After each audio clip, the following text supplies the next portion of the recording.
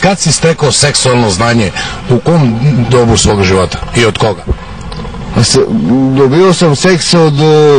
kad sam bio u Beogradu i na posao, razumiješ, da radim i nađem neku i kažem koliko košta, rekao ovaj seks da se plati, razumiješ, ima kaže 5 maraka, rekao nema problema, rekao ja ću gledam 10 maraka, rekao, ali jedan drugo me rekao da se, razumiješ,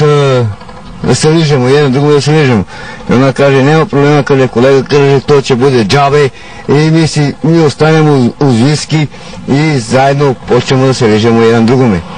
Razumiješ, a u kupatilo se banjamo, zebamo se, cirkus vodimo, razumiješ, ona mene, ja njuma, ona počne da ga drka, ja počnem da ga ufatim za sise, za picu, razumiješ, i ona počne da se malo,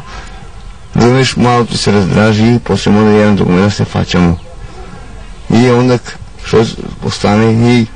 nemaš šta, ona mene, ja njuma i tako postanemo uz viski, ali od tim stvari turimo onaj kurtono se kaže.